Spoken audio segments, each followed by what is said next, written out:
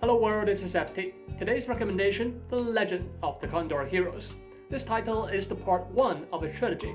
Originally a wuxia serial published on Hong Kong newspaper, it has been adopted to TV series and movies ever since the 1970s. The series gets remastered again and again and it never gets old. Being a complex story, it has many layers and themes. Let's start with the overview and then look at individual themes in the ascending order of importance: self, love, family, and country. The story was set during the times of late Song dynasty, on the eve of the rise of Genghis Khan. Those were dark times of war. A bit of important historical background: we have late Song in the south, the new star Mongolia in the north, and Jin in the middle. The story follows our hero Guo Jing.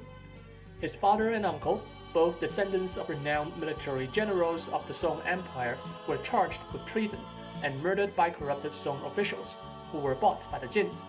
His mother, with Guo Jing still inside her womb, escaped and ended up in Mongolia. Guo Jing lived a couple of peaceful years with his mother.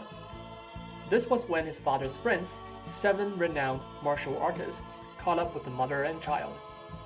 Guo Jing learned from his 7 shifu and began his journey to become the greatest martial artist in all of China, avenge his family, defeat Jin, the greatest enemy of late Song, and then he must decide how to position himself between Song, his motherland, and Mongolia, in which he spent so much time and had so many friends.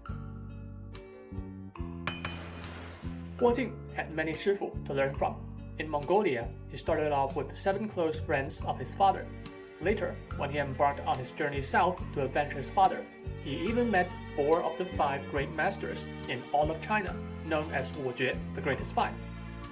And basically, all of his shifu had the same comment about him: dumb. He had to spend double, triple, or even quadruple the effort to learn the simplest of techniques. Below boy was he hardworking. But would hard work be enough to prep him against the masters employed by the Jin?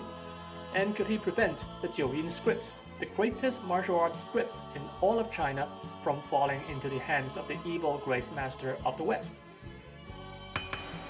Guo Jing started off in Mongolia. He was a great asset to Genghis Khan. It came with no surprise that he attracted no less attention from Huazhang, the beautiful daughter of Genghis Khan himself.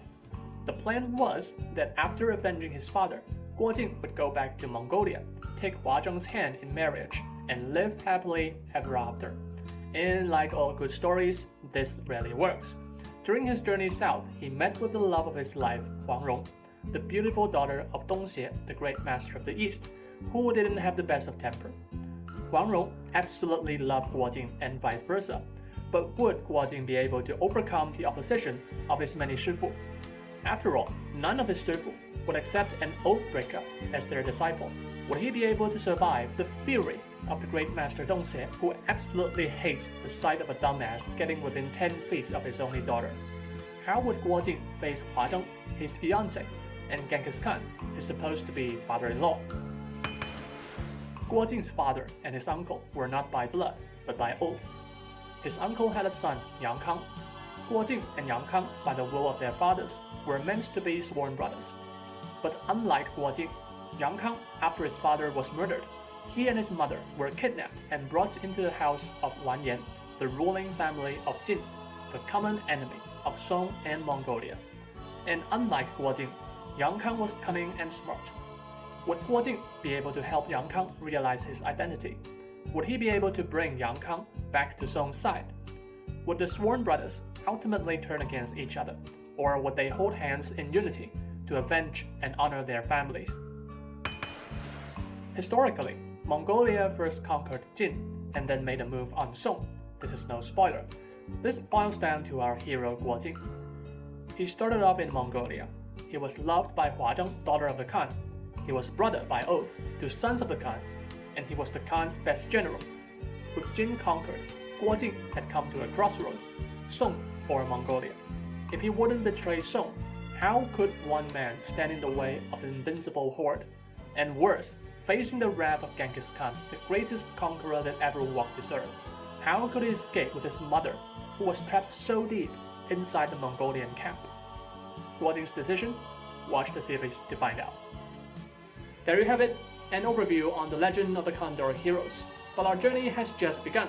Help the channel by sharing the wonder of Chinese drama with your friends. This is FT. I'll see you in the next video. Cheers!